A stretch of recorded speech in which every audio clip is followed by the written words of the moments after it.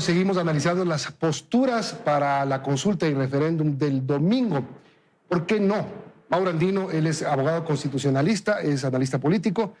¿Por qué no? ¿Por qué no a las 4 preguntas? Milton, buenos días, gracias por la invitación. No a esta consulta popular, porque la pregunta madre, y es la que verdaderamente le interesa al presidente de la República, es la relacionada a la convocatoria a una constituyente. ¿Y por qué no precisamente a esa pregunta, que es la más importante? Porque el presidente Noboa está poniendo en gravísimo riesgo los derechos de los ecuatorianos. Derecho a la seguridad social, ha dicho él que el IES debe dejar de ser un prestador de salud para que esto pase a manos del Ministerio de Salud Pública y que los jubilados y los afiliados al IES se atiendan ahí. Un Ministerio de Salud Pública que recibió un recorte durante el gobierno del presidente Noboa en diciembre de $1.300 millones, porque se ponen en riesgo los derechos de los trabajadores, Milton. La ministra Ivonne Núñez dijo hace pocos días que van a insistir con la incorporación del contrato por horas, lo cual me parece hasta antidemocrático. Más del 65% de ecuatorianos ya le dijimos que no a esa figura. Incluso dejó en el aire, y con una serie de interrogantes, el pago de los décimos, y se piensa que probablemente quieran regresar a estas figuras de tercerización, de flexibilización laboral. La licencia por maternidad para las mujeres, la licencia por paternidad para los hombres, son derechos que están en riesgo. El derecho a la educación pública universitaria gratuita. Un vocero del gobierno dijo públicamente ante su colega Carlos Vera de que debería ser pagada, que la universidad pública no debería ser gratuita. Esos y otros derechos más están en grave riesgo, y porque además el presidente Noboa, Milton, ha sido incapaz de contarnos cuáles son los lineamientos básicos que debe contener una constitución, y eso es pedir que se vote un cheque en blanco, a ciegas, es decir, sin saber por qué se vota ni cuál es su proyecto de constitución. Ahora, el presidente también ha dicho que si gana la constituyente, van a las elecciones y los candidatos elegidos para ser asambleístas constituyentes tendrán que tener sus propuestas, y esto será un tema de que mayoría gana, de que se instala una línea que sea propuesta por los asambleístas. Ese es el gravísimo peligro, que el proponente, que es Daniel Noboa, no nos informa. Y uno de los fundamentos básicos de toda democracia representativa es el derecho de los ciudadanos al voto informado. ¿Y el voto informado qué significa? Que si es que hay elecciones, sea para elegir candidatos de elección popular o sea para elegir preguntas en una consulta popular, quien propone nos diga por qué propone, qué es lo que va a hacer en caso de ganar el sí, cuáles son los contenidos de esa constitución, para que el ciudadano libremente pueda decidir. Pero lo que hace el presidente Noboa es tomar una posición política bastante opaca, decirle al pueblo ecuatoriano, primero voten sí y luego les digo qué es lo que voy a incorporar en la constitución. Eso es más o menos como ir al médico, Milton, permítame este ejemplo. Usted se hace atender con el médico y el médico sin radiografía, sin tomografía, le dice, ¿sabes qué? Te voy a operar. Usted no sabe ni de qué le va a operar, si le va a hacer un trasplante de un riñón, si le va a hacer el trasplante del corazón. Usted accede, le abre, luego le cierra al paciente y al final, después de todo eso, le dice qué le hizo, qué le sacó, qué le puso. No podemos ir a una carnicería constitucional a ciegas. ¿La Constitución de Montecristi es una constitución que usted cree que debe perdurar en el tiempo? Ha tenido 40 artículos que han sido reformados en estos 18, 17 años. No sé si son 40 artículos específicamente, le escuchaba al exministro de Gobierno José de la Gasca, recuerdo la reforma del año 2011, luego la del 2015, que luego fue declarada inconstitucional por la Corte Constitucional y se regresó a los textos originarios, luego las reformas durante el gobierno de Lenín Moreno y las últimas que hizo, por cierto, Daniel Noboa, que ya nos ofreció solucionar muchos problemas en materia de inseguridad en la consulta popular del año pasado, y al final del día otra vez nos pide comparecer a las urnas. ¿Sabe cuánto costaría, Milton, llegar a una nueva constitución? Más de $220 millones. 3 procesos electorales, la del 16 de noviembre, luego elegir constituyentes, pagar el funcionamiento de la constituyente y finalmente un referéndum para aprobar o negar esa constitución. Y le agrego una cuarta elección que la gente se está olvidando: elegir alcaldes, prefectos y juntas parroquiales. 4 elecciones. Usted me dice, ¿hay que perdurar en el tiempo con esta constitución? Yo creo que sí se necesitan reformas, Milton, a la parte orgánica. ¿Qué cambiaría usted mañana? Por ejemplo, el hiperpresidencialismo. Creo que tenemos un presidente de la República, independientemente de si se llama Daniel Noboa o como se llame, que concentra demasiadas atribuciones. Y ahí el peligro, porque en cambio sobre el hiperpresidencialismo Daniel Noboa no propone nada. Al contrario, quiere fortalecerlo. Recuerde lo que dijo, que sobre la Corte Constitucional quiere desaparecerla y que quiere hacer una sala constitucional en la Corte Nacional de Justicia. ¿Y ¿Eso no le parece coherente? En lo absoluto. Por el extremo poder que tiene la Corte Constitucional. Milton, los tribunales y cortes constitucionales existen. En países como Colombia, una Corte Constitucional que es de las más respetadas de la región, pero también existe en países como Alemania, existe en España, existe en varios países europeos. Esto obedece a un control contramayoritario y a un control de constitucionalidad que hace la Corte para garantizar el ejercicio de los derechos. Y cierro con la idea. El presidente dice una sala constitucional de 3 jueces en la Corte Nacional de Justicia. Y yo pregunto, ¿elegidos por quién? Por el Consejo de la Judicatura, del doctor Mario Godoy, amigo íntimo del presidente de la República, para que estén amenazados de que puedan ser destituidos.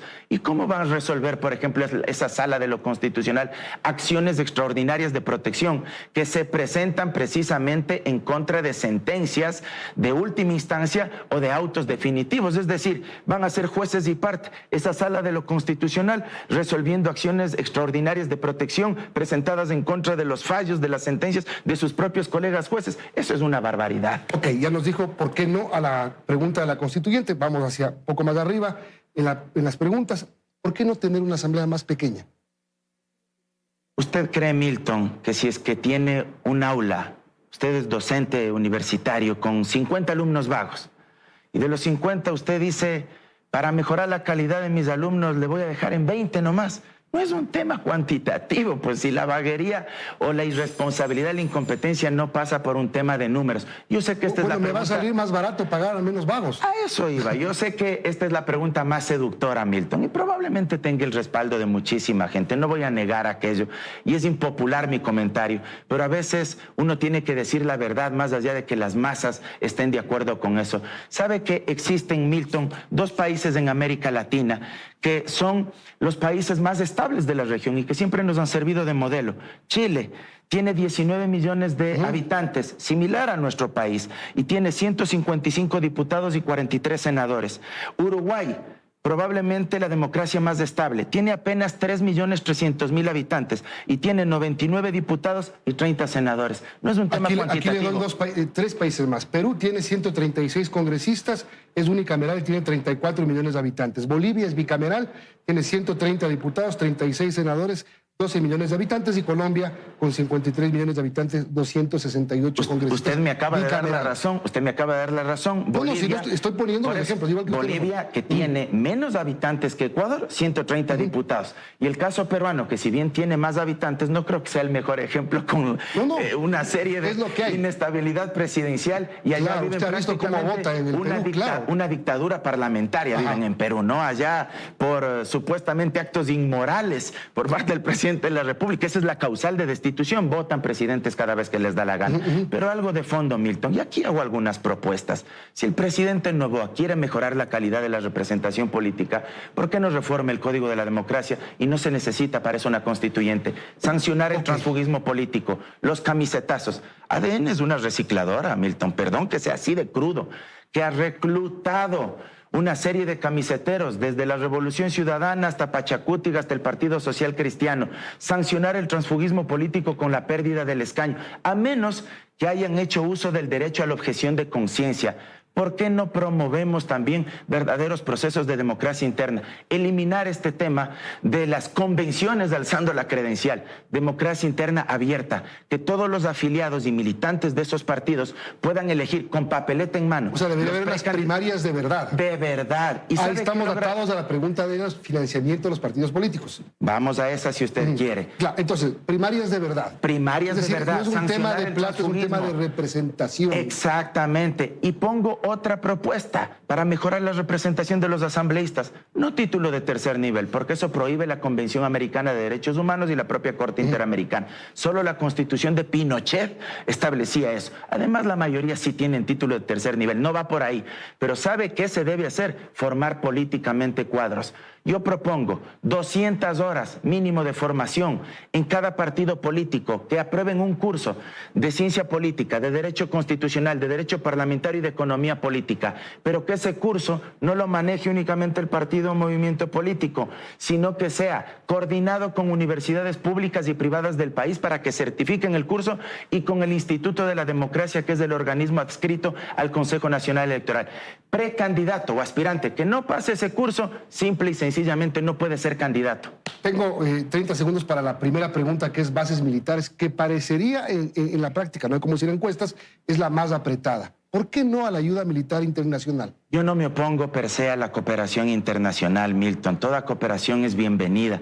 El problema es que aquí se tiende a idealizar que solo con los norteamericanos podemos coordinar. Y eso me parece que nos incorpora en un juego peligrosísimo a nivel de la geopolítica, a nivel internacional. El mundo ya no es unipolar. Bueno, dijo el gobierno que están hablando con Brasil para unas bases en la Amazonía. ¿Y qué tal si el día de mañana quiere venir China con otro gobierno de otra corriente ideológica? Claro, o Corea del Norte también. O Corea del Norte, imagínese usted, o Rusia, o Irán. ¿Dirán lo mismo quienes hoy están a favor? No tenemos que tomar partido por ninguna de las superpotencias, porque ese no es nuestro papel en la geopolítica a nivel internacional, pero sí recibir cooperación de cualquiera de esos países. Pero solos no podemos, en eso estamos de acuerdo. Claro, pero por supuesto, pero no una base militar extranjera, norteamericana específicamente. No dice norteamericana en la pregunta. Pero dice eso es lo que buscan. Perdóneme, Milton, si es que usted les pregunta que hicieran una base militar china, se les va a erizar la piel.